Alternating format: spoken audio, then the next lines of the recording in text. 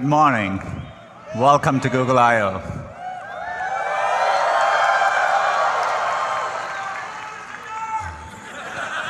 I love you guys too. Can't believe it's 1 year already. It's a beautiful day. We're being joined by over 7,000 people, and we are live streaming this, as always, to over 400 events in 85 countries. Last year was the 10th year since Google I/O started, and so we moved it closer to home at Shoreline, back where it all began.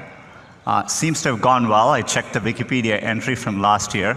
There were some mentions of sunburn, so we have plenty of sunscreen all around. It's on us. Use it liberally. It's been a very busy year since last year, no different from my 13 years at Google. That's because we've been focused ever more on our core mission of organizing the world's information, and we are doing it for everyone, and we approach it by applying deep computer science and technical insights to solve problems at scale. That approach has served us very, very well. This is what has allowed us to scale up 7 of our most important products and platforms to over 1 billion monthly active users each. And it's not just the scale at which these products are working. Users engage with them very heavily. YouTube not just has over 1 billion users, but every single day, users watch over 1 billion hours of videos on YouTube. Google Maps, every single day, users navigate over 1 billion kilometers with Google Maps. So the scale is inspiring to see, and there are other products approaching this scale. We launched Google Drive 5 years ago, and today it is over 800 million monthly active users, and every single week there are over 3 billion objects uploaded to Google Drive.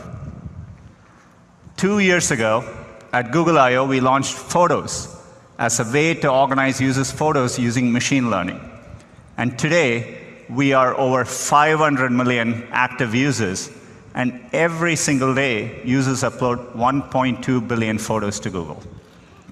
So the scale of these products are amazing, but they're all still working up their way towards Android, which I'm excited, as of this week, we crossed over 2 billion active devices of Android. As you can see, the robot is pretty happy too behind me. So it's a privilege to serve users at this scale. And this is all because of the growth of mobile and smartphones. But computing is evolving again. We spoke last year about this important shift in computing from a mobile-first to an AI-first approach. Mobile made us reimagine every product we were working on. We had to take into account that the user interaction model had fundamentally changed with multi-touch, location, identity, payments, and so on. Similarly, in an AI-first world, we are rethinking all our products and applying machine learning and AI to solve user problems.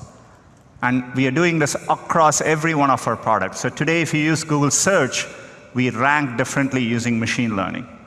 Or if you're using Google Maps, Street View automatically recognizes restaurant signs, street signs, using machine learning. Duo with video calling uses machine learning for low bandwidth situations. And Smart Reply in Allo last year had great reception. And so today, we are excited that we are rolling out Smart Reply to over 1 billion users of Gmail. It works really well. Here's a sample email. If you get an email like this, the machine learning systems learn to be conversational, and it can reply, "I'm fine with Saturday," or whatever. So it's really nice to see. Just like with every platform shift, how users interact with computing changes. Mobile brought multi-touch. We evolved beyond keyboard and mouse. Similarly, we now have voice and vision as two new important modalities for computing. Humans are interacting with computing in more natural and immersive ways. Let's start with voice. We've been using voice as an input across many of our products. That's because computers are getting much better at understanding speech. We have had significant breakthroughs, but the pace, even since last year, has been pretty amazing to see. Our word error rate continues to improve, even in very noisy environments. This is why, if you speak to Google on your phone or Google Home, we can pick up your voice accurately, even in noisy environments. When we were shipping Google Home, we had originally planned to include 8 microphones so that we could accurately locate the source of where the user was speaking from. But thanks to deep learning, we use a technique called neural beamforming, we were able to ship it with just 2 microphones and achieve the same quality. Deep learning is what allowed us, about 2 weeks ago, to announce support for multiple users in Google Home, so that we can recognize up to 6 people in your house and personalize the experience for each and every one. So voice is becoming an important modality in our products. The same thing is happening with vision. Similar to speech, we are seeing great improvements in computer vision. So when we look at a picture like this, we are able to understand the attributes behind the picture. We realize it's your boy in a birthday party. There was cake and family involved, and your boy was happy. So we can understand all that better now. And our computer vision systems now, for the task of image recognition, are even better than humans. So it's astounding progress, and we're using it across our products. So if you use the Google Pixel, it has the best-in-class camera, and we do a lot of work with computer vision. You can take a low-light picture like this, which is noisy, and we automatically make it much clearer for you.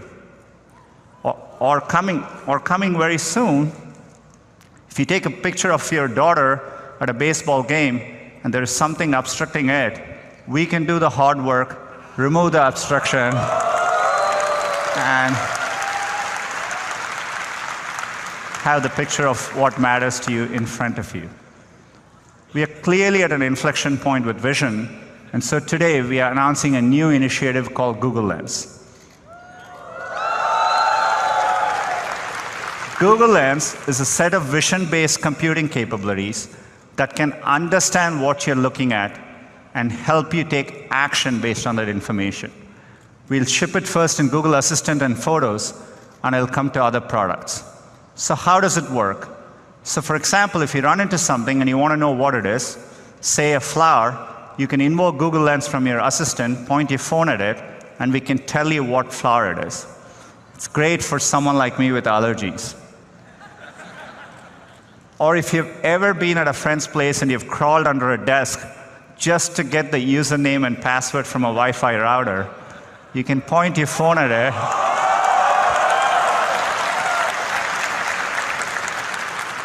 and we can automatically do the hard work for you. Or if you're walking in a street downtown and you see a set of restaurants across you, you can point your phone, because we know where you are and we have our knowledge graph and we know what you're looking at, we can give you the right information in a meaningful way. As you can see, we are beginning to understand images and videos. All of Google was built because we started understanding text and web pages. So the fact that computers can understand images and videos has profound implications for our core mission.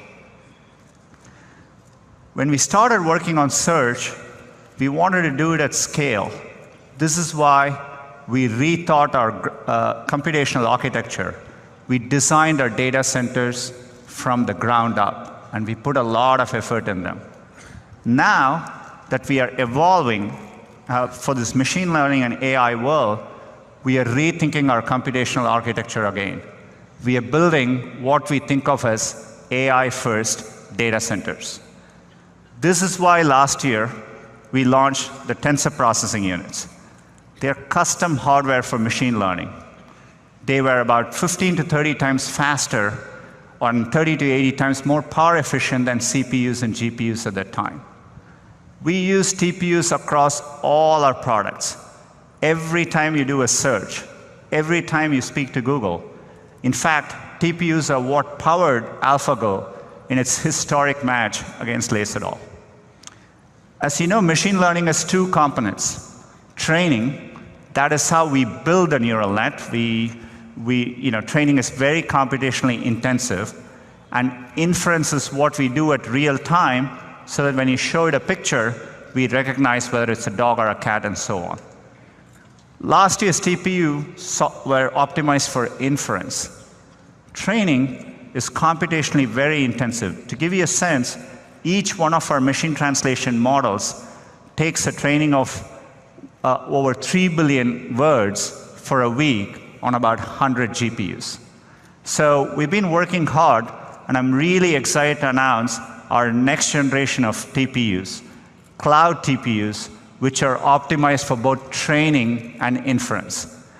What you see behind me is one cloud TPU board. It has 4 chips in it, and each board is capable of 180 trillion floating point operations per second.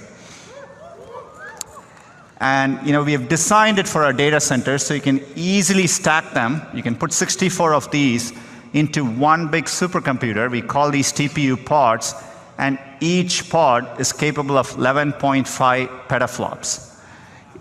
It is an important advance in technical infrastructure for the AI era.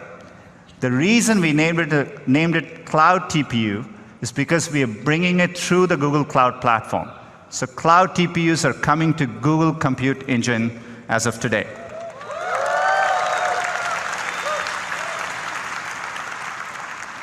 We want Google Cloud to be the best cloud for machine learning. And so we want to provide our customers with a wide range of hardware, be it CPUs, GPUs, including the great GPUs NVIDIA announced last week, and now cloud TPUs. So this lays the foundation for significant progress.